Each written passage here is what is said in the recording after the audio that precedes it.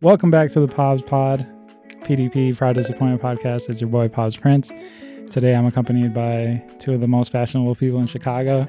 They're co-founders and owners of FINDERZ KEEPERZ, and recently they just dropped This Is Our Canvas, presented. You just had your first pop-up, right? Yeah. We did our first installation of This Is Our Canvas last year in October. Yeah. I was there. You were there. It was a Biggie theme. Yeah, Biggie theme, vintage Selena theme. Vintage Bulls. Oh, it was everything, right? Yeah. We try to touch on everything. I just remember the Biggie room with all the artwork. Yeah. But now I realize it was like a Bulls event. Yeah. Too. Yeah. That's crazy. So for a little backstory, we the first time that I met you guys was at this Taco Sublime event. Do you guys remember that? Yeah, we were just talking about that too. So yeah. Crazy. It was just a random I think it was like a Sunday, and you guys were working for Bada Soul or out of Bada Soul's pop-up? Like they had that whole thing where they were like collecting women's clothing for like these non-for-profits due to like migrants that had came, and they were looking for like women's wear, men's wear, and we were like, you know what, let's pull up with some clothes because we have like some things we could drop off that might like be beneficial. So that's really why we came. We're like, it's a good outing. Let's family day. Yeah, so we just pulled up with our kiddo. We're like, hey, let's get some tacos. Then we started talking because I was trying to get steak tacos from Taco Sublime. Shout out to Taco Sublime. Shout out. Hello, best tacos ever. And they ran out, and I was like, oh man. So I tried the veggie tacos. I was like, these are delicious, man. I'm like, whoever's on the grill knows what he's doing, and you were on the grill. I had no idea what I was doing. He's like this, shaking everything. I was like, oh. Do you remember that? I remember when you said, like, yeah, I'm going to go help. And I was like, damn, really? Yeah. But then we started talking about business, entrepreneurship, insurance, all that stuff. Yeah, family. And then we became friends after that, man. Yeah, it's crazy. Yeah. Because back then I had a 9-to-5, and I was really trying to break away from that. And it was really cool hearing how you guys managed to have a kid and still have health insurance. And I was just really intrigued about that. Yeah. But shout out Khaled for real, because he's been putting in work for a long time. Oh, yeah, for sure. I want him to like come on here too, but he's so busy. He's got 2 residencies and. Yeah, that's right. They're doing amazing. Have you been to Mars Brewery recently? Yeah. And he's got another one. It's called. It's like a Mexican spot, but I don't know what in Wicker Park, something Eagle. Is it Mexican? Well, they like do margaritas and stuff there, so it's like a bar, and then they did the food part of it. So it's just like we they do a haven't lot been of there Taco Tuesday stuff, but it looks good. I'm like, I've been eyeing it. Nice. And I remember at Mars Brewing, we actually did a pop-up together. You guys were. Yeah, I think it was like a Halloween. Yeah, for Halloween. Was that before or after you guys did the pop-up up north at Lab 21, like in Skokie? After, I think. I'm going to say after, yeah. Because yours was in the summertime. Yeah. And since then, you guys just been vending and making your own events as well. Yeah, we've been vending. We've been just touching a lot of stuff. Just trying to figure out where we want our brand at. We have a residency in Lakeview at a store called Be Collective. Shout out Be Collective. Yeah, shout out Be Collective. If you don't know, it's a women-owned plant, floral, and gift shop, and we just happen to have the best vintage in store. So come through, check us out. It's always a vibe. This is in Lincoln Park? Wicker Park. Wicker Park. Lakeview. Rossville Village. Yeah. We've been there for... This is like our second year. That was actually the first place that we pulled up after our Wicker Park residency, which was like in 2020.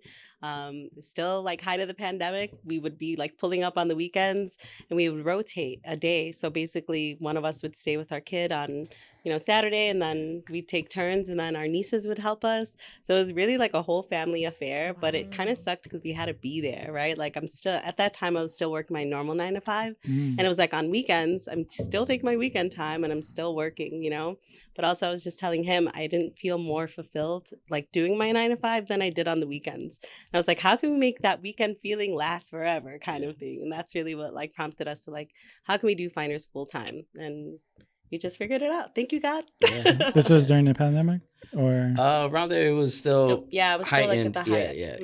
Okay. Because we were still like wearing masks. It was like everyone was still wearing masks, and we were just taking a chance, right? Because we were like, man, we have a kid, but we still want to like push our brand. And it was a great opportunity to be in Wicker Park, But after we did that, we were just trying to figure out what direction we want our brand in. We definitely wanted to work with other clothing lines and just be that source of if they're looking for vintage clothing, hit us up. We'll, fulfill what you need, your vision, help you out with that. But we did a little bit of that with Hentafina. We helped them with one of their projects. And then we started working with 3W. We Will Win. Next up, we want to work with you. This is all in 2020? No, this was all this is within. Yeah. So honestly, like the first year yeah. that we went full time, right, which was I think 2021 or 2020. I feel like my timelines get so confused because we do so many things that like even like they ask like, how was your weekend? And I'm like, oh my gosh, I feel like I did so many things that I can't remember which day was which day, so it's all like a blur. But I want to say it was probably 2021 when we went full time. Yes, 2021 is when we went full time. Yeah, 2021. So that first year, like in the beginning, I don't know, I quit my job January 5th. I think that was my last day there. And then literally that next week, we started our residency at B Collective. And that wasn't even in our plan. My plan initially was just chill. I was so burnt out from my 9 to 5 that I needed a breather. And I didn't think I would go right into the business, but it just made sense. And I was like, all right, let's just see how this could work out. And honestly, it just worked out really well. We developed a relationship and then our own customer base that wasn't even following us from before, that was just in the area, checking out our stuff in the store. And then Hentafina was actually our first big brand sourcing deal that we did right after we quit our job the first time. So. Yeah. I was like, cool. And then we were like, hey, this is fun. It wasn't even a part of like what we were trying to do with FINDERZ KEEPERZ. Because initially we were just reselling vintage. And we were like, well, that's cool. But what else can we do that's still in that realm that like fulfills us creatively? Because it's like finding things is cool. But also it's like we try to connect people with the memory, that nostalgic memory, right? Because 9 out of 10 times you're looking at that piece because it brings you to a place from before, right? Or it helps you create new ones now that it's in your, your repertoire, your fashion closet. You're like, ooh, I went to this concert, I did this, right? So it's like, I don't know, this is a good way of like connecting people. Could we get like the backstory on FINDERZ KEEPERZ, like as far as like the name or like how you guys even originate, like the origin story? I mean, I would tell you that I'm the one that came up with the name. I was gonna agree, no. But she would say, it's like, no, I came up with the name. No. But it did start, we were just trying to make money for our wedding. And she was going thrifting. I never went thrifting before in my life. And wow, so it's really a love story. Yeah. It is. FINDERZ KEEPERZ is our love child. It's a love story. It's our love story. That's awesome. But I think I went one time with her and I found some really cool items. And I was all like, man, these are from the 90s, sports items. And I'm like, I think we can make some money off this, right? So we started selling. I just kept going to the store, buying and buying and buying. And I had at the time I was making music, I was a producer. So we used that studio and we put all the clothes in there. And we would throw a lot of parties. This is like, we're in our party days still a little bit. And pre-kids, pre-married. We would invite all our friends to watch a Bears game or something like that. And at halftime, they would come look at all the stuff we have. We would make money at halftime. Everyone would have fun. Everyone would buy something. Everyone thought it was cool. And we just like, man, this is fun. Let's just keep doing this and figure something out, Then, our inventory just kept getting bigger and bigger. And people just kept asking, especially friends, like, what else you got? I'm looking for this. I'm looking for that. And then we're like, man, we can actually do this. And it just went from there. I didn't realize I probably had this in my blood because I collected everything from when I was a kid. I saved everything. I still had all my champion jerseys, all my basketball cards, anything, and these are things I'm passing down to my son now. So, it's something that I just love, and it just comes easy and natural to me now. So, thank you for starting it. Yeah. You're welcome. But I came up with the name. Simon for sure came up with the name. And like he said, like really, it started out as just intimate house parties for our friends, right? And we really brought that whole concept to our brand. Like I feel like when you come to a FINDERZ event, our whole goal is that you feel like you're just chilling with the homies. You're feeling invited, you're feeling included, even if you don't know people, right? Like I feel like we really try to make it a welcoming ambiance and just make you feel like you're one of the homies. Like it's not even about whether you purchase something. It's just about like, let's connect. What are you interested in? Yeah, definitely. Cool. Like this person's interested in that. Maybe you guys could work together. I feel like that's really what it's about. Just connecting and collaborating. That's really what we try to foster. So you guys haven't had like a Finders Keepers event. Have you? Like just Finders Keepers, you guys would get the venue. I mean, we've done one pop-up like, I feel like we before. A few, actually. Mhm. Whether we do it at Be Collective and we're just saying we're doing a vintage event. Well, I mean, doing one at Wicker Park was Yeah, I pretty was much gonna our say. own. Yeah. Which one was that one? So this was 20. This was in the beginning. Yeah, it was right at the end of our residency. So our residency was like for 3 months, I think, 2-3 months. So that last month we were like, you know what?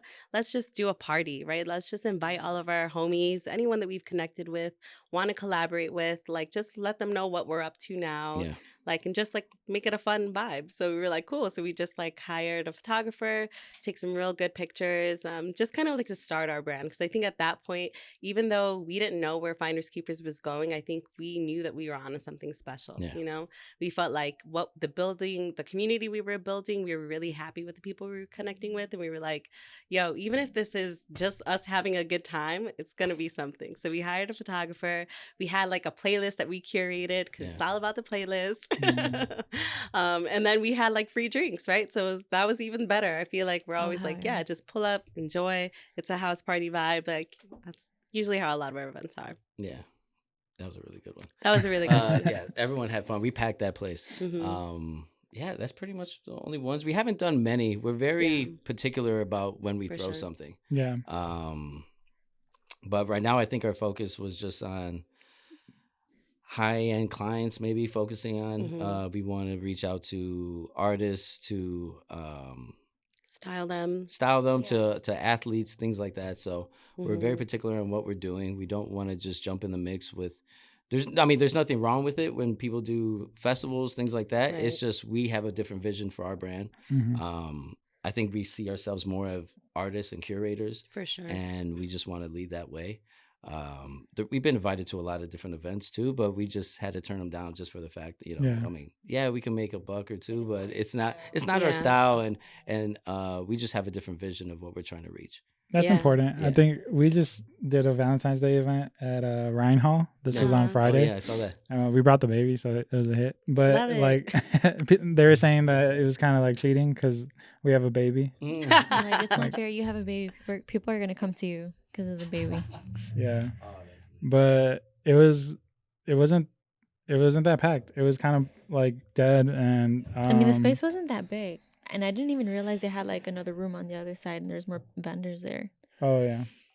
It was like a little bit hidden. And maybe they just didn't do a good job of promoting. Yeah, so really that's the thing about going to other people's events is like you expect them to do the promoting. Or like to bring to a do crowd. the promotion. And then you don't even know like, I mean, it's good because you don't know the type of audience that you're going to get. And you have that opportunity to like introduce yourself to people and to like capture new, like a new audience, but it's always hit or miss. I feel like sometimes it's really good. Sometimes it's sometimes you could leave these events feeling like, damn, I didn't make anything, or like I wasted more time setting up than actually selling anything. For that one in particular, we actually only sold one beanie, and it was kind of like it was someone who like just came there for us though. He so was that like, was kind of cool. I knew you were That's always good. That's always good. But sometimes that happens. It could lead to something. So that night I was able to talk to someone from Ryan Hall, and they were like, yeah, if you ever want to throw something, like the space is available. Like we would love to. So even just that is a win. But a lot of people could take that as a L. And then I was just wondering, like, have you guys ever experienced like a vending event that has been dry, or like, I'm sure you guys have had multiple like vending events. Yeah. For other people. I was just going to piggyback kind of off what you guys were saying. Like, you're right. When you do like other events, you don't really know what the audience is going to be like. But I feel like we've always knew that at the end of the day, we have an audience, right? Like, even if your audience is small, like if you have a social media, you have an Instagram page, there's still people that follow you, right? So like, I feel like even though like you're supposed to rely on whoever's hosting the event to throw promotion, like we always did our own promotion too on top of that, right? Like if we didn't vibe with the flyer that was out there, we're like, cool, we'll make our own that resonates with our style, right? Like, and then that way, like there's still you making it your own too, right? So I feel like it is up to you too to kind of advocate for your brand and advocate for like your people and just kind of showcase what you'll be having. So then that way people will still be like, oh, well, maybe I can't make that one, but like I'll pull up and somebody else may have something. But even with that event, we were hesitant because I do want to have my own curated events, and that's kind of what this is. Our canvas is kind of leaning towards. But even like you said, you don't want to say yes to everything. No. Yeah, you No. can't say yes to everything. I mean, at the end of the day, I feel like if you know what your brand's mission is, right, then you already know what you want to do and what areas you want to go into. So, like, some things just don't align for your brand. So, you can't say yes to everything, right? Because it's like if you do, you're not being true to your brand and really you're just watering yourself down. Yeah, Yeah. I like You know? that. I like that because, and I say that a lot, I feel like your mission is like your core, right? Yeah. So then once you kind of get that down and clarified and you're like, Mhm. okay, I know where I want this to go. When you get opportunities, it's kind of like a clear yes or a clear no. Because Mhm. you're kind of like, I recognize, yes, that this aligns with me. Yeah. Yeah. Or no, it's not exactly like what we envisioned. So no. You know, Mhm. kind of like, yeah. Do you guys ever talk to each other and run things by each other? Like, should I do this pop up? I'm not sure. Yeah. Yeah, definitely. Yeah. It's kind of interesting because you guys started the brand together, Finders Mhm. Keepers, but me and Aurora, like I had already had the brand, Mm-hmm. and then Aurora came on after. Yeah. But yeah, I run everything by her pretty like event, especially because like just scheduling in general. Like we need to know Yeah. her schedule for the baby, Yeah. and then but as far as like Even creative before. decisions, we kind of I don't think because it's not really your brand. It's like No. it's my brand, but she's like marketing for me. and, No, like- but we no. Okay, yes, that's true. But Real quick. we even like before like the baby and before Yeah. our lives were so intertwined, we would hang out a lot and we would go on trips or we would take drives. Where would we go? Like Starved To get Rock hot or dogs or something. something? I don't know. Oh, Starved Rock. Was it? Or where did we go? Like we would go like hiking with your friends and stuff like that. Mhm. I don't know. We would just talk and we would come up with like concepts Oh yeah. like for things, Mhm. you know, That's On our like- drives, That's back. awesome. for like, blogs I would and be stuff. able to tell her, and she'd be able to write it down. Yeah, and you know, we would go back and forth. And yeah, That's great. that was though. always like And that's a that's good how you get creative the ideas discourse. out too. Yeah. You know, it may Bouncing. be it may not click right away, Brainstorm. but like, hey, what about this? As Write long as this you get down it out, and go back because to it, think if it's about in it a your little head, bit more. Yeah. it's hard. It won't be like you got to really manifest it. Yeah. I mean, for this idea, sorry to cut you off, but for like, since this is our canvas, that was an idea 2 years ago. Mhm. Yeah, 2-3 years ago I Mhm. had, and I just didn't know what to do. But I told her when I woke up, I'm like, man, I have this idea. It felt like it just came to me, like I want to do this. I wrote it down, and I just kept talking about it. I couldn't stop talking about it. I was like, man, we could do this, we could do that. And I was really excited. I haven't been excited about an idea like this. And we were talking to a few people that were interested with it, but you know, they just couldn't do it with us at the time. And I was like, oh, well, then I can't do it. I didn't know if I was able to. I was just kept Mhm. putting myself down, like, I don't know that many people. Never talked to sponsors, things like that. And then, so we put a pin in it for a while. And then she's all like, just do it, you know? She's Yeah. like, Yeah. just get up and do it. Like, who cares if we fail? Let's just try it. So that just goes to show that behind every great man is an even Yeah, more amazing exactly, woman. exactly. No, I'm Facts. kidding. But also it's true, right? Like at the end of the day, it's like even though Aurora may not have been part of the inception of the brand, like she came on, she's an integral part Yeah. of the brand Oh, because like, definitely. Yeah. you know, having just someone to bounce ideas off is always super amazing, right? Like, I Mhm. mean, I'm sure you guys know too, like, but being a couple that's together and then you're working together, right? So much of your lives are intertwined that like, yo, sometimes things get real sticky, right? And that's like the nice word for it. But it's also like, you know, you just have to be able to kind of like still remember I love this person, right? Even though I may not like their concept or what they're talking about, I got to be respectful because I respect them, right? Mhm. And not only that I respect them, but like I want to make sure that like they're being heard and like they're hearing me, right? So at the end of the day, it's just like you bounce ideas off. Some may not work, some do. But especially with this is our canvas one, I was just like, yo, I was like, you're amazing. Like this idea came to you and like it's because it's your concept, right? And I was like, I always say that everyone has great ideas, right? And I feel like sometimes you sit on them so long that they're given to other people, Facts. right? Yep. And like then other people start jumping on it and then you're like, damn, like I should have just did XYZ. And it's like you just start. Even if you don't know where to start, just start. And I feel like God aligns everything perfectly. Mhm. Because like this is our canvas. Like it sounds crazy, but we literally created that whole installation concept, got all the artists together and everything in like 2 months, which is crazy.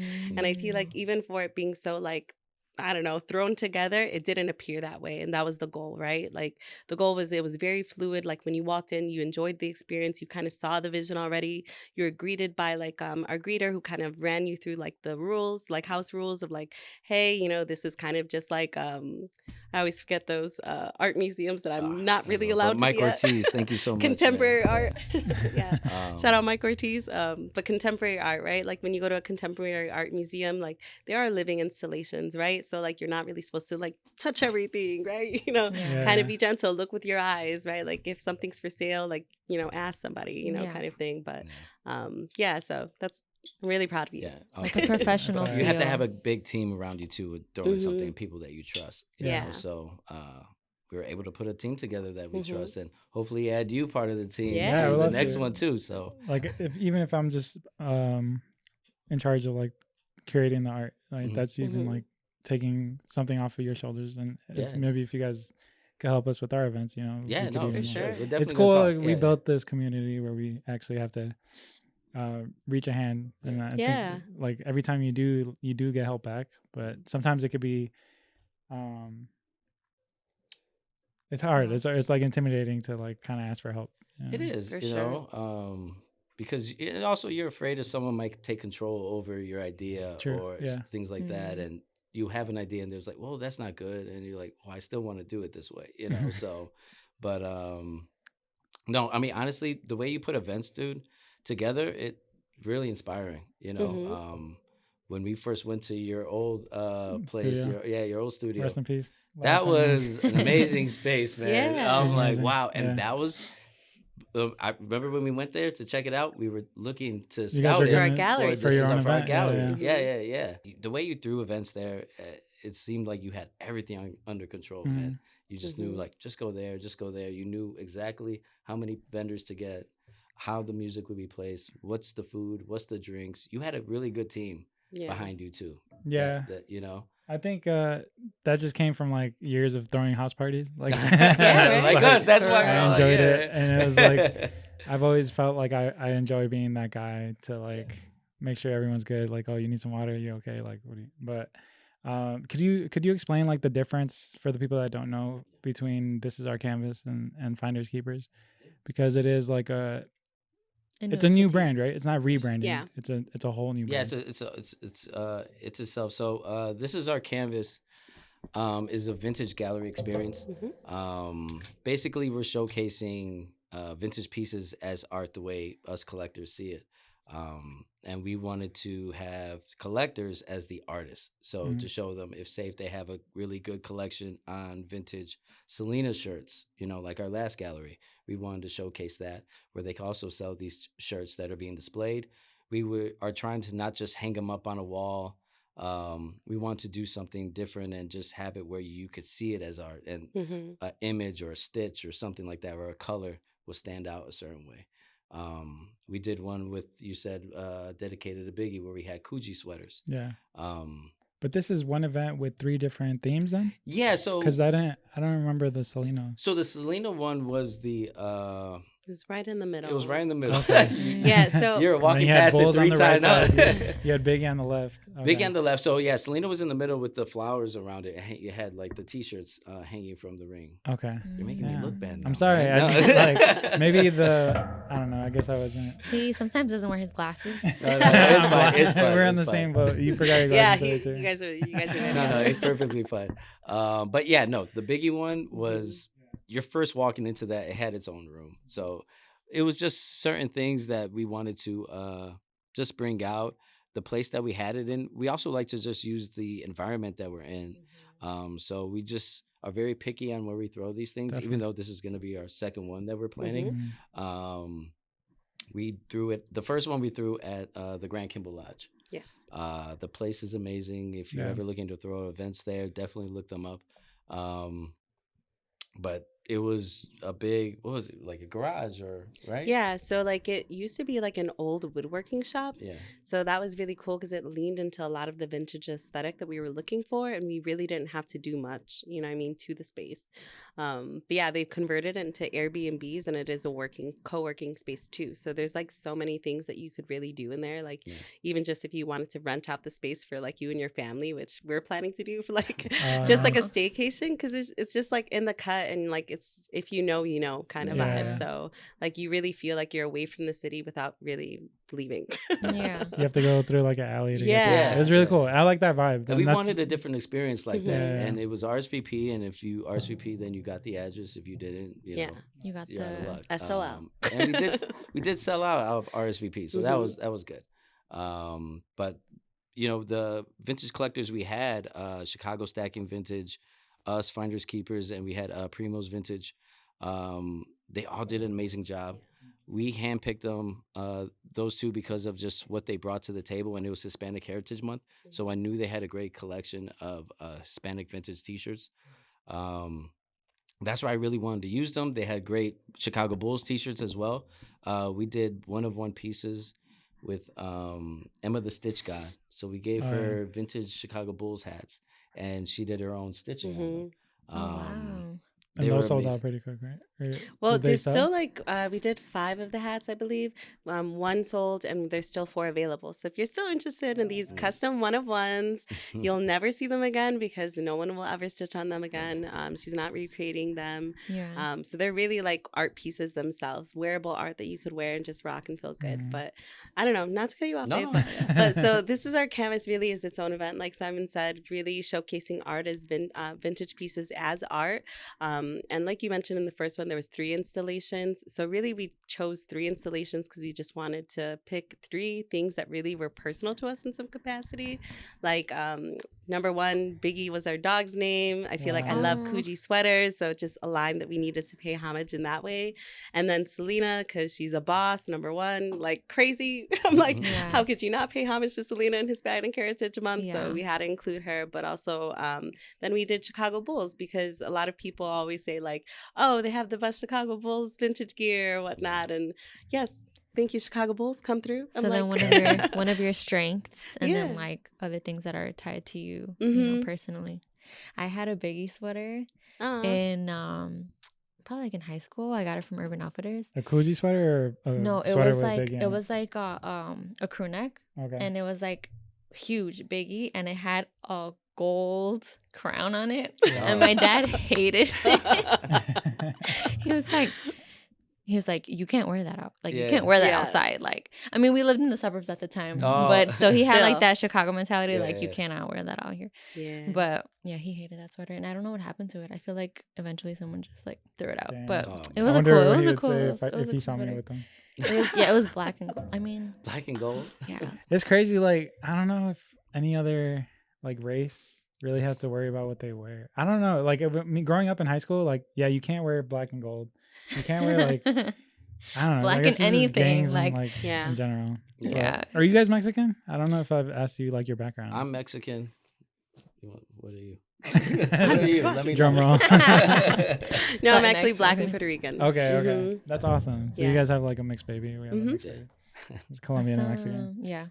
Latinx. Yeah, I don't know. I feel like I think it's more so not about like race. It's more so like where you grow up that you have to worry about like what colors that you're rocking, right? So like I grew up in like Logan Square in like the 90s, 2000s. So it was like back then it just was hood. Like there's no other word for it. It was just hood. And so you had to be very cautious of like how you dressed, who you associated with, because there's always like guilty by association. You talk to someone, all of a sudden you're in that gang. It's like, no, I'm not. That's just a homie. Like, or that's my cousin. Sometimes you can't help who your family is, right? And it's unfortunate that still happens, but I think it really is based on location of where you live that you have to worry a little bit more about that. Yeah, just to get back to like this is our canvas, I kind of like how you guys have this next show just one theme, only because so I've done a lot of art shows where everybody just brings a bunch of random pieces, and I don't think people they don't leave with like the concept, or they don't understand, because it's so many different pieces. But this is an art show where like we'll have like 12 or like 24 artists bring like different stuff. This is a more concise, like one theme. event that I think people could remember forever? For this one, we are paying homage to the 20 years of Kanye West, The College Dropout. It's one of my favorite albums, our favorite album. I was a fan since high school when I first heard of him. Before he dropped the album, I wrote my senior paper on Kanye West. Got an A. I passed. Wow. Used Wikipedia as reference. Honors English, Lane Tech. But the College Dropout helped you get into college? Yeah. I didn't go. I followed Kanye's way. It helped him realize that wasn't what he was going to do. Yeah. We wanted to pay homage to the College Dropout for 20 years. So the plan was to showcase vintage College Dropout pieces. We are still trying to pick the vintage collectors that we want involved into this one. We were thinking of doing it in March, but now I think we're pushing it back in April. Still locking down the space and sponsors. But this is going to be something special where we do have ideas for these installations to not only showcase the vintage College Dropout pieces, but things that we wore or what he wore in that time. So like Ralph Lauren, Polo, the Polo Bear, things like that. Also, things that maybe we wore back then, or anything with that aesthetic, we're going to be putting up in really great installations that we've been coming with. Definitely have a great team. We have one of our creative directors, Louis. He is going to design some shirts for the event as well. With his clothing line called Stories.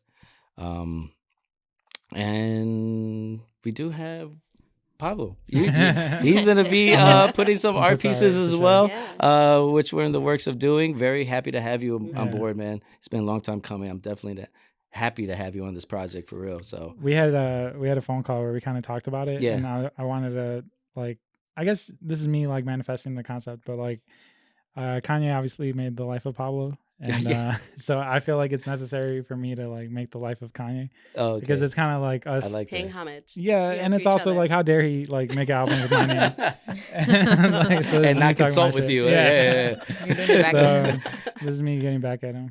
But I don't want to make this a whole Kanye podcast, but I'm glad you're here because you had very mixed emotions about his latest album. I mean, did you guys like it? The Vultures? Honestly, I haven't listened to it in its entirety, and I wasn't as excited about it. I feel like I really did like the Donda album, but also I don't know. I'm not a huge fan of the work in progress. I feel like as a listener, I want to hear the final product, right? Because then you get me stuck on a version of a song that you're gonna change, and it pisses me off. So if you like it, right? Like for instance, Hurricane. Hurricane was like an OG song from like back in the day that had like someone else on the hook, and then he ended up putting The Weeknd and changing the whole like thing, and like I don't know, I just feel like as a listener, I want to hear the final product. I don't want to hear your work in progress. Like I'm not your consultant, I'm not the person, I'm not your producer. So I feel like you have a team that's dedicated to that, and I'm sure people have different opinions. But that's just personally how I feel. Like I don't know. Yeah. What about you, babe?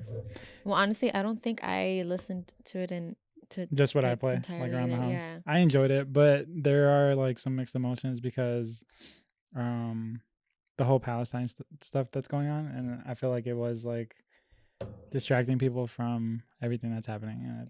Yeah, I don't know. I mean, artists are entitled to do whatever they want and drop whenever they want, right? But I just feel like artists of the time do kind of have a responsibility to like reflect the times, and reflect like what's happening, like the emotions and like what's going on. I don't know, like him, I've always given him respect for being like outspoken, so I just expected him to be a little bit more outspoken, like on the topic of Palestine and the genocide that's happening. Did you guys see that clip where they asked him about it or no? He was in the airport. At the airport, right? Yeah. And he kind of said like, there's like 16 people, like 12 people dying in Chicago every day or something. So it's just that's such a Kanye answer. I mean, it's an answer. I don't know. So for me personally, it seems like a little bit irrelevant. Like I don't know. It's just me personally. I don't feel excited But about anything, not just Kanye. Like it could be any artist dropping right now. Yeah, I mean, there are some things that are like, okay, they're gonna sound good, and maybe I'll listen to it. But yeah, maybe it's just my own headspace right now. But yeah, I just don't. How do feel you guys like feel about that? Like, as far as like separating the art and the artist, like, do you guys like, even say like Kanye had a bad history, like, would you guys still want to have a college dropout themed event? Or, you know what I'm So I saying? feel like, yeah, Kanye does have a bad history. Like, if we're being honest, right? Like, I feel yeah, like he's been a little crazy. he's been all over the place. But also, he's a human being, right? Everyone's entitled to their own experience. I feel like we're paying homage to the college dropout because it was impactful to us. And when we think back about like that time in our life, like, yo, we were cutting school just to like find Kanye at Borders to get a signature. So you know what I mean? Like, so I feel like that's really where this concept came from, just like how much we cared about that album, how much it impacted our life. That was the first concert we saw together. So, you know what I mean? No so it's just like, way. Oh my I don't know, God. there's just so many things that just connect it for us. So for us, it's a different vibe of it. I can't really speak on like what Simon's gonna No, say. yeah, it's I agree totally with what she said. And just going back to Vultures, to me, it's just not for me. There's nothing that made me excited about the album. I loved it. I enjoyed it. I mean, that talking song is awesome. I mean, the one he dropped with his daughter, it's good. The video's really Yeah, cute too, because he's got so Ty Dolla $ign and his daughter too. I love that. Yeah. I tried to listen to it. I just couldn't. I couldn't Listen relate. to- Maybe listen it's to just a Hood different Rat. time of my life or Listen to something Hood like Rat, that. that's it. But I like how you like. even though, I don't know. So, all right, obviously, let's imagine This Is Our Canvas has a Michael Jackson event. Mm-hmm.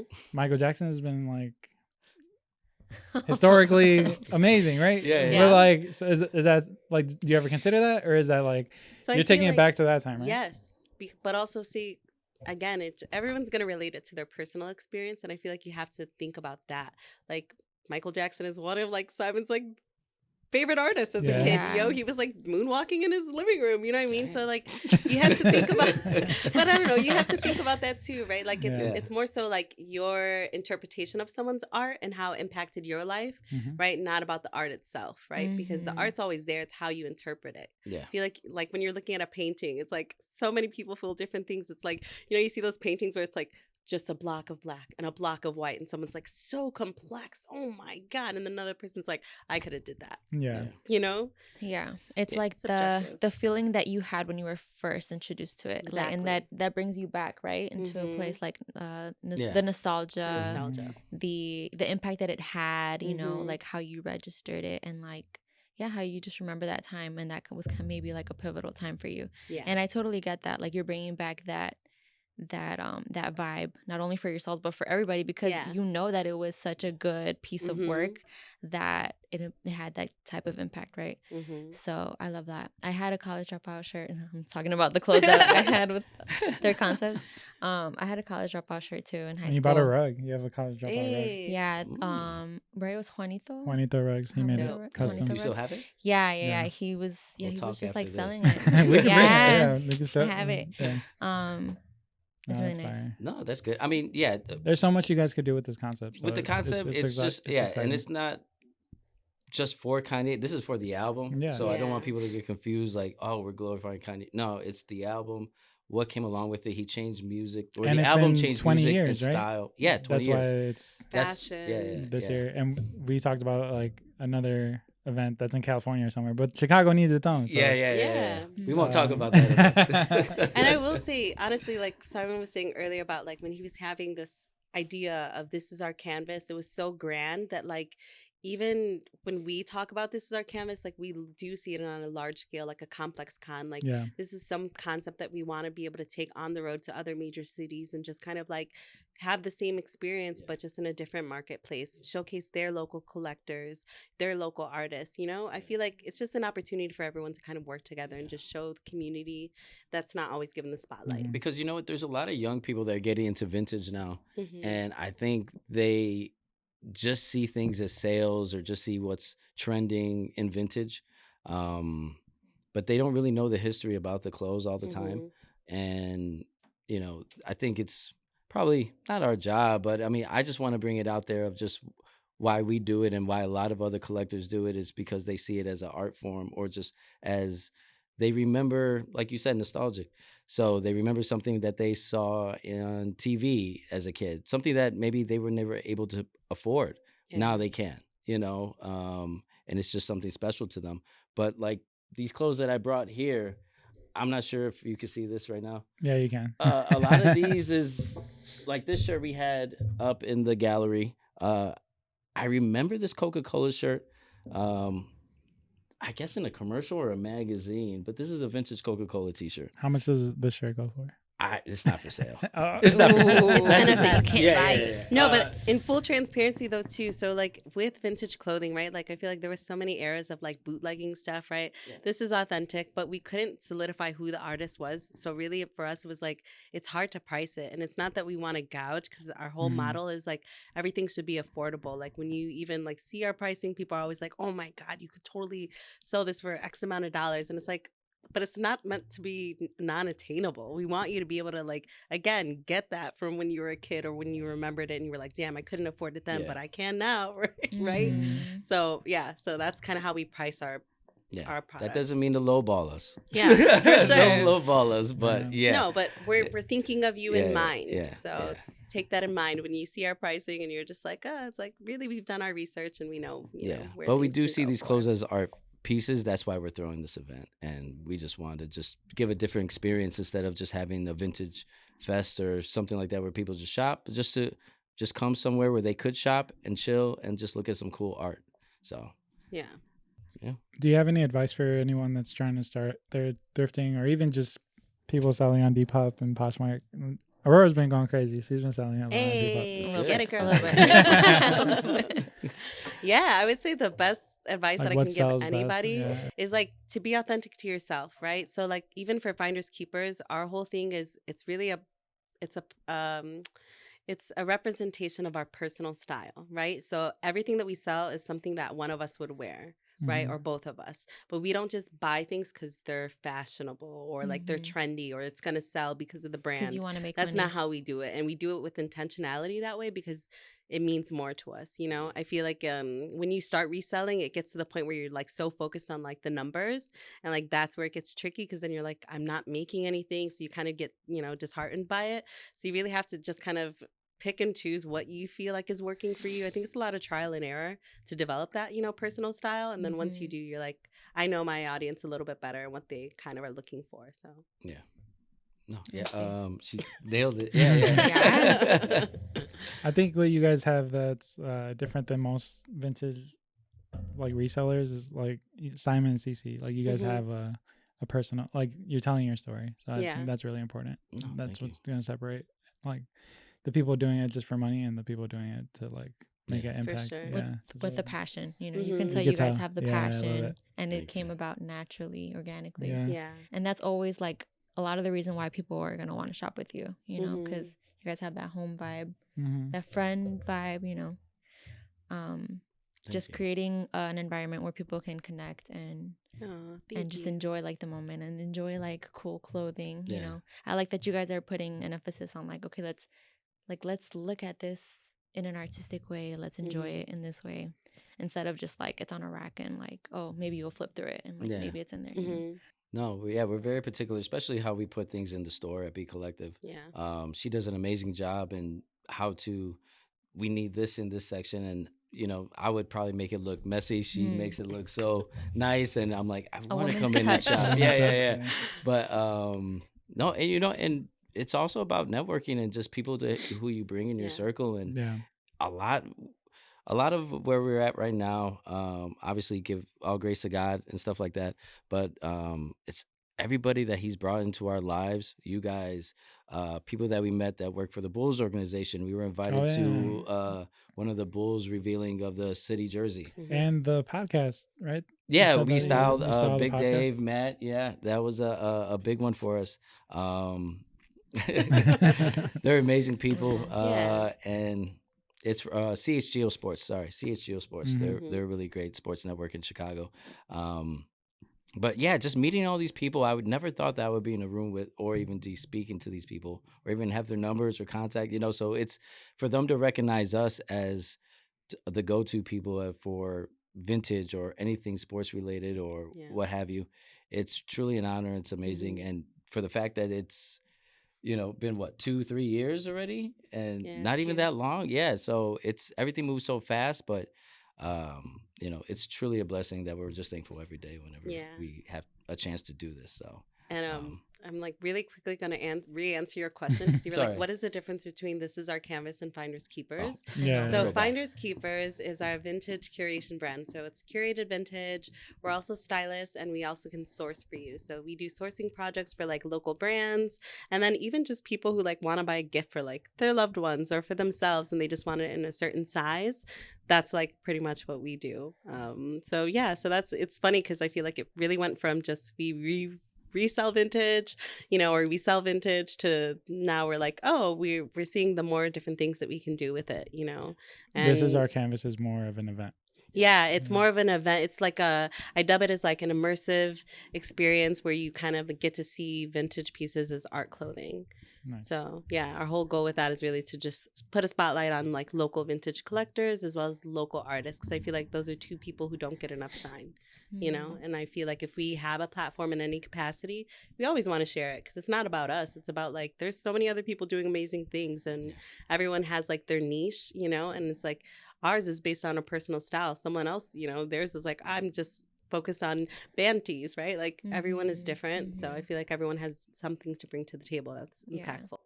And there's definitely always like a point where people's passions and their niches, like where they cross, so like that's where you hit that sweet spot and you have like just a really cool event, like cool, diverse.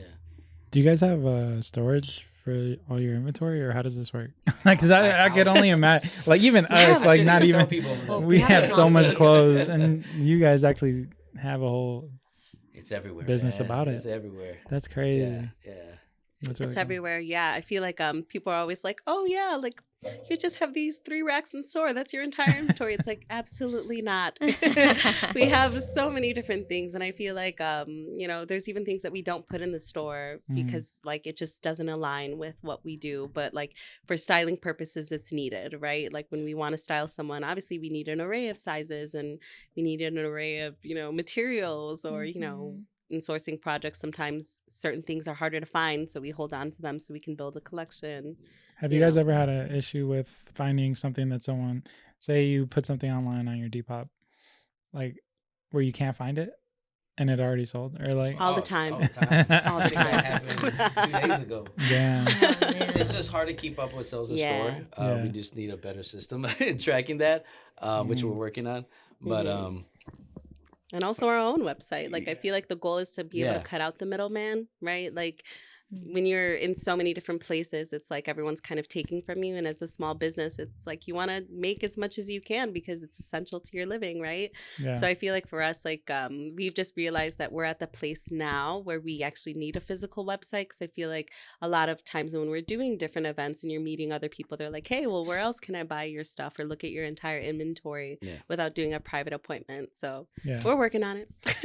It's just so interesting because your inventory is one of one, like not like so. Obviously, with Pablo's prints, I'm transitioning to palpable. This is like my higher end clothing. I'm trying to do like cutting some May 2024. But so I'll have multiple of each item, and I need to get multiple sizes, right? Obviously, but you guys have to only have one of each, right? You guys for the most part, or do you guys get multiple of each? Well, it depends, right? Like, so like if, we're doing a sourcing project for someone and they want specifically like mechanic style tees, right? Or, shirts or button downs. Well, then those all look the same. They're usually from the same brands, so it's like we're going to have maybe multiple like sizing because maybe they want to be able to have 5 larges or, 6XLs or smalls. Yeah. Oh okay, cool. I just thought about like you guys would probably really be able to service like people who are doing like films or like shows and stuff like in back in the day, back wardrobe in the day. Wardrobe stylist. Did you guys watch Griselda? We haven't watched it yet. Did I say it right? I said it like the rap group, but I should say it more Hispanic. Griselda. I was like, how you say more Hispanic? Well, yeah, that was based in the like 1970s, I think. And I was just like looking at their wardrobe, and so cool, like all the vintage like pieces. I can't say nothing now, but some things are in the works right now. You guys, so, as much as I like hate being compared to him, like you guys could have like a Pablo Escobar exhibit. Yo, that'd be sick. Yeah, that'd be sick. I feel like honestly, like we're just scratching the surface with This Is Our Yeah. Canvas, and we're so excited about like, you know, where it's gonna go and like the different installations that we're gonna have. But I feel like all of them will tie from some sort of personal experience or some sort of like, you know, just feeling that that person or concept created, because that's just the easiest way. I feel like when you start doing things that just for, you know, the masses, then you take away from like, again, what your brand is about. And I feel like we've made a promise to ourselves to never like sacrifice our integrity just for like $1. Yeah. I feel like it's more than that. And then, like, we're building a legacy for our family, you know? So when you think about it that way, I think that that keeps you on the right path rather than just saying yes to everything, you know? How does your son feel about like your business? Oh, yo, he's our number one fan.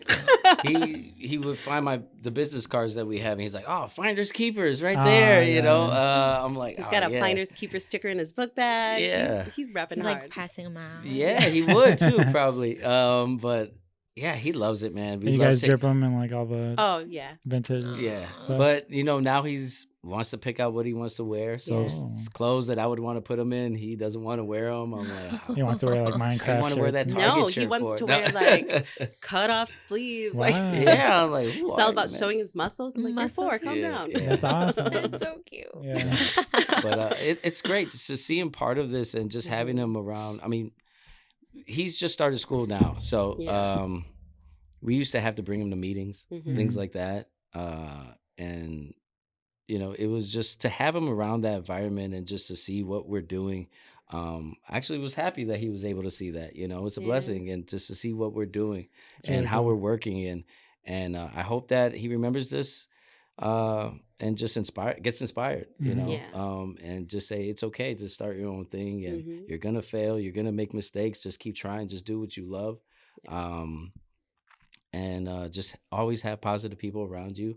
And just have faith, you know, in anything that you do. So, that's the big thing. That's awesome. Yeah, it's an amazing example. This is my first time having like parents on the. I mean, I've had dads, but like not like both mom and dad. Yeah. That's really cool. What are the hardships like that come with parenting? That like time.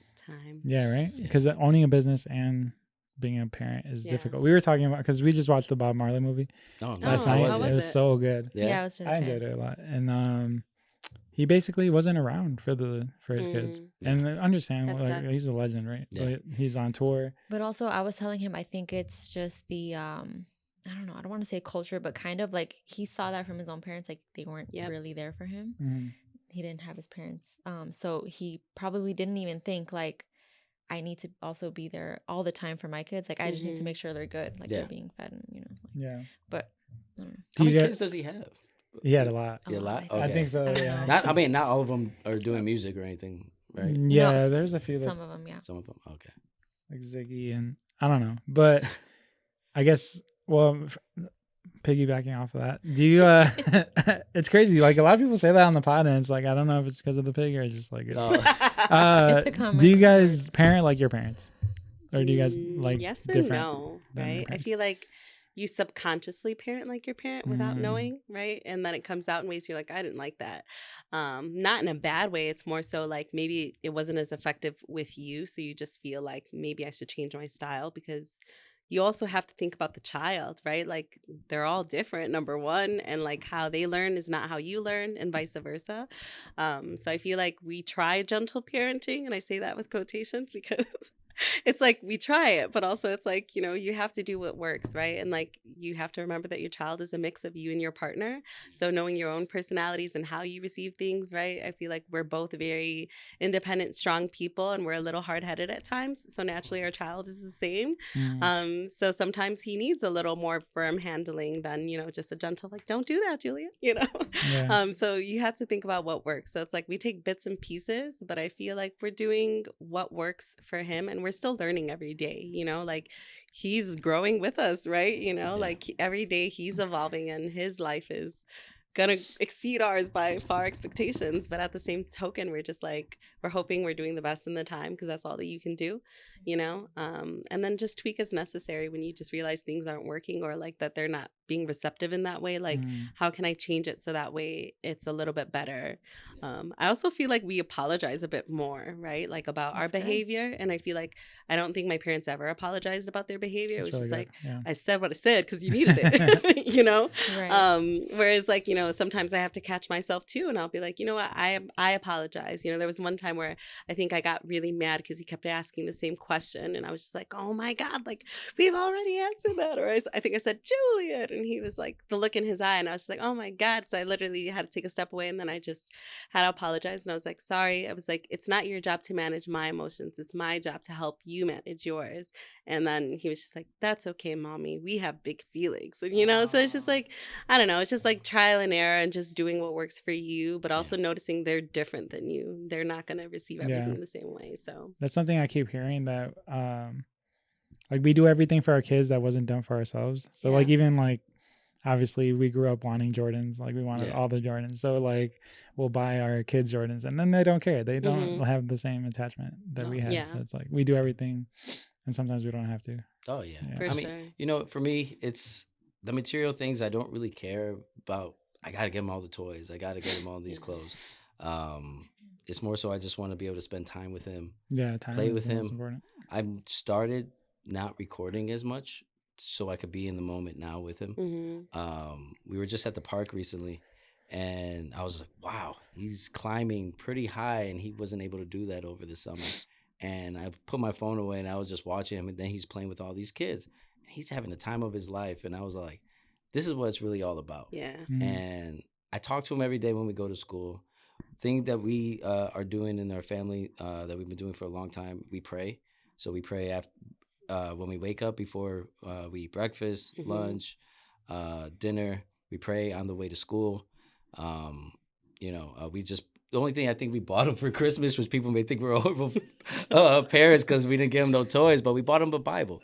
That's the thing.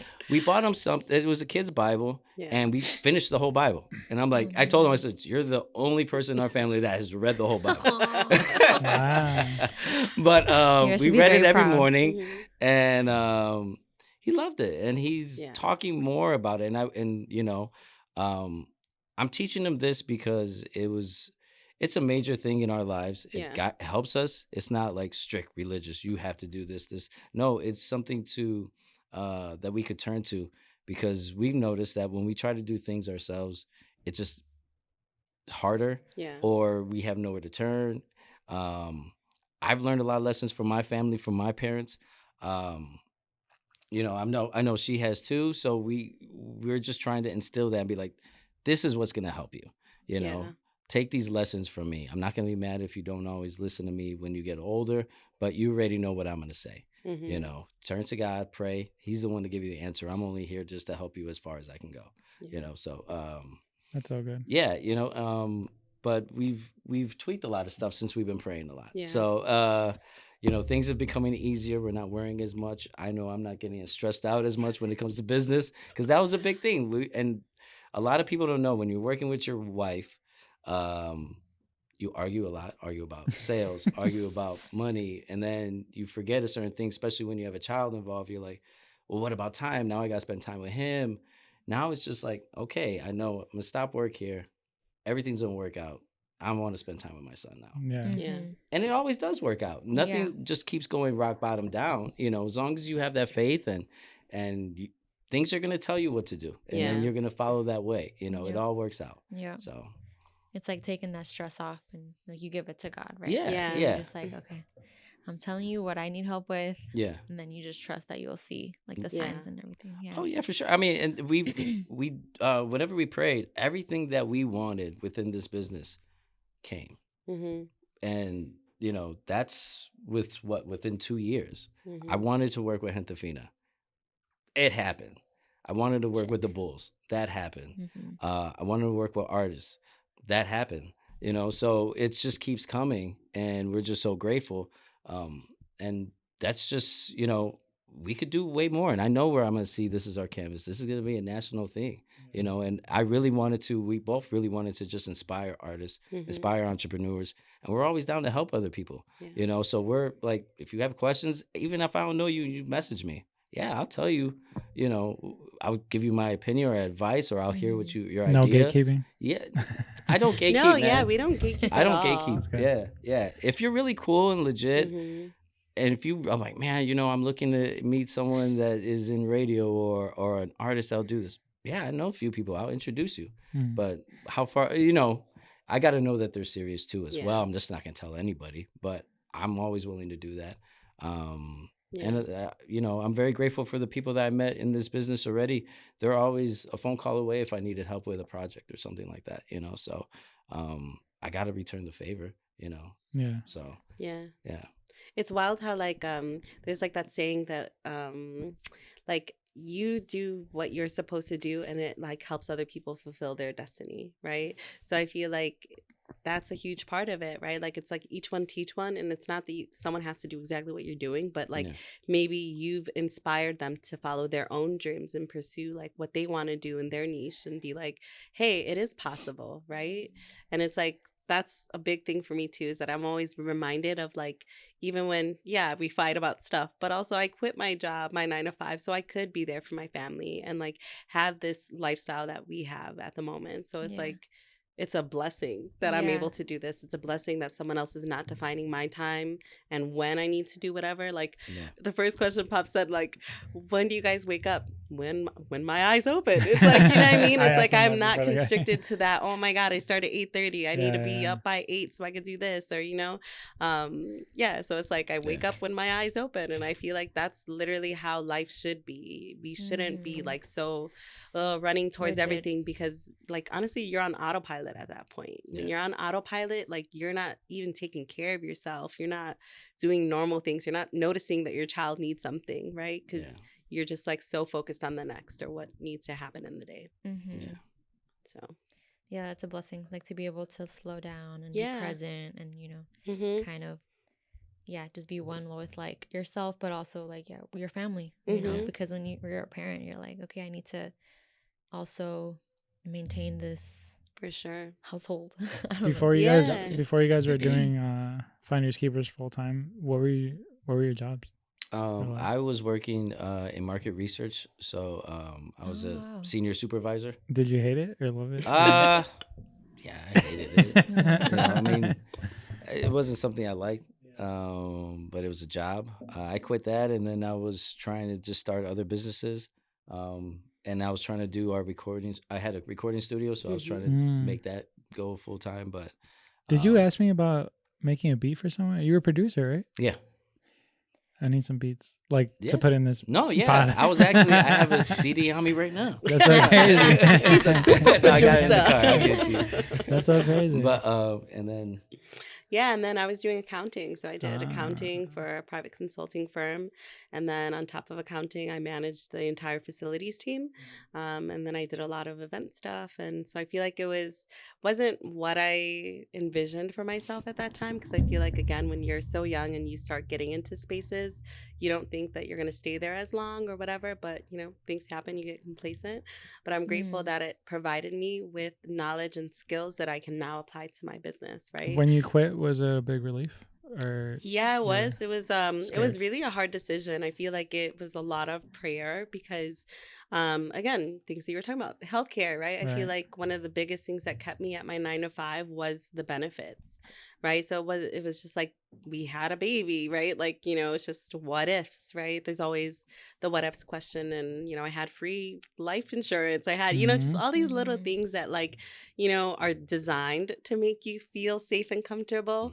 But at the same token, I realized I wasn't growing, you know, when I thought back about it, you know, how they have like yearly reviews, right?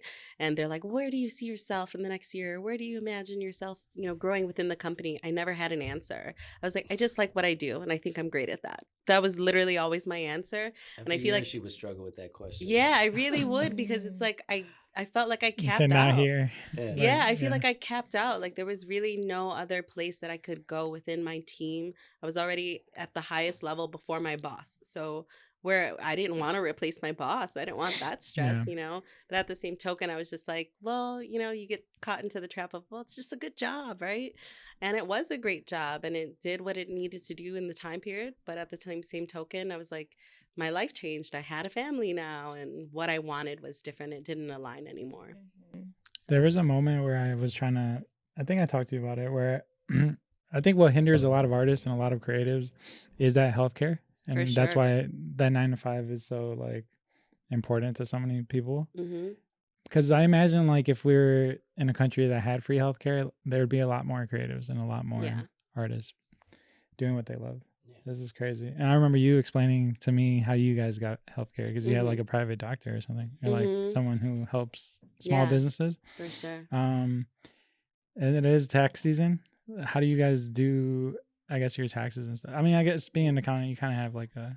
Yeah, so I definitely have a lot of knowledge, but also it's tricky, right? Because, well, our tax situation's a little different. Yeah, like... but we're still, we do have someone we're going to talk to. Yeah. It's a new person that now we're just going to give us more knowledge, because I feel like we're not writing off everything that we could possibly write off. Oh, okay. So...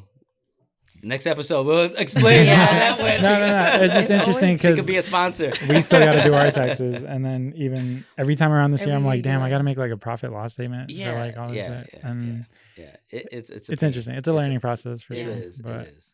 And also, I feel like it's different, like as a clothing brand, right? Because it's like there's that whole stipulation that if you still have inventory, you're taxed on the inventory that you're left with. Like there's just so many like small little things that I feel like they really do make it so hard for small business owners because they get taxed the most. And it's just like, you know, it's crazy because like you're such a small business, but like for a large business that's on a large scale, they're getting taxed the least. It's like, how is that even a thing, you know? Yeah. But it's good to have like this is when networking and connections come along. Networking, I noticed with we met some people, Pablo Wealth Talks. They always talk about that was awesome. He always drops a lot of knowledge, man. And if you're ever interested in anything, I'll be happy to introduce you if you haven't met him. We went to one of their shows. Oh, you did? Yeah. Nice. I was thinking about getting him on here. We could probably have a good conversation about it. No, he's a good He's guy. like a financial advisor, right? Yeah. So he always drops some gems for entrepreneurs, Latinos, things like that. So Yeah. Before we end, this is the Proud Disappointed podcast. I wanted to ask you guys, what are you proud of and something you're disappointed in? Could be anything. Proud that I woke up today. Let's go. No, I'm proud of exactly where I am in my life at the moment, right? I feel like I was sharing with my husband that I've never been happier. I've never been more in tune with like who I am as a person, what I want to do. And I'm just not willing to sacrifice, you know, my own integrity for a lot of things. And I'm comfortable with saying that. And I feel like a lot of people never get to that point, you know? Yeah. So I'm happy exactly where I am. And excited for where to grow. What I'm disappointed with is, I guess, that I stayed complacent for so long, right? Because I feel like I could have reached my destination sooner if I'd only had the balls to just pursue it, right? Take that leap. Yeah, take that leap. So, yeah. Nice. What about you, Simon? I'm just proud of where I am in my life and how I am as a father and a creator. I guess I am disappointed. I don't even think I'm disappointed in anything, man. That's the first time someone said that. That's good, yeah. I think, how did we rephrase this question? Okay, I think that you should rephrase it maybe like, what are you proud of that you have been like a disappointment to someone else? Like, because someone has like expectations on you. Let's say like you're super proud. You're super proud. Like, I know who I am. This may have disappointed the other people who like maybe wanted me to like help them or something. We might rename the like pod. Our parents. This might be a little. I will stick with my like, did anyone like, let's say like when you left your 9 to 5, was anyone like in your family, let's say, disappointed? For sure. Yeah, for sure. But you were like proud that you're like, I'm proud that I did that, but other people were disappointed. Yeah, I feel like not to put my mom on blast, but like God. I feel like, you know, my mom was someone who was not disappointed. It was that she didn't understand, right?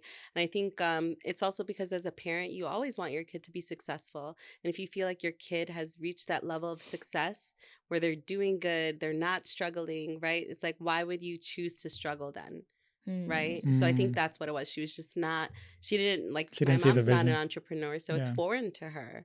right? So it's more so she didn't understand where I was coming from and like what I was really trying to do. And, you know, in some capacity, maybe she really doesn't even know, but I know she's extremely proud of, you know, what I'm doing. She says it all the time. Like she couldn't be prouder of me and Simon, you know, and what we're doing. Was she at the event? Somebody was at Yeah, the my event. mom. Yeah, I'm yeah, like, right? that's what I'm Yeah. saying. It's like, That's you know, okay. at the Our time parents she are at the didn't events. understand, Yeah, but yeah, like, yeah. you know, our family definitely shows up to support us. And I feel like they're super like, you know, you guys are doing something good. Even if they don't understand where it's going and the heights we want to take it to, they're like, you know, the fact that you're even doing something is amazing, right? And you're like seeing people that pull up, seeing like, you know, just people talk so highly of us is like a compliment to them, right? Like that in some capacity they've raised us right. So Yeah. Nice. They're like, yeah, we did that. yeah, we did that. And they did. So Thank you guys. I appreciate you Yeah, so thank much. you This was a guys. very highly anticipated episode. Yes, Hey. yes. I've been wanting to have you guys on for a while. Yeah. Thank you. Where can they find you? Where can people find you? Well, you Socials. can catch us on socials at FINDERZ with a Z _ keepers with a Z _ shy on Instagram. You can catch us on X, you know, formerly Twitter at Wow. FK Vintage Shy. We're also on TikTok, you know, at FINDERZ KEEPERZ. Nice. But yeah, And you at can Be also Collective. catch us in person at Yeah. Be Collective. In real life. Yeah, in real life at our shop. So What's the address? it's 3350 North Paulina. Wow. That's your asset right there. Mhm. This woman. And at This Is Our Canvas Yes. gallery. Yes. Right. And which will be coming in April. So stay tuned. Yes. Stay Exciting. tuned. Check in. You can follow me at Pablo Trees, Pablo's Prints. I have some new stuff on the website, new stuff on the way. Where can they find you, Boo? AURXORA. Let's go. Let's go. Thank you, guys. Have a good one.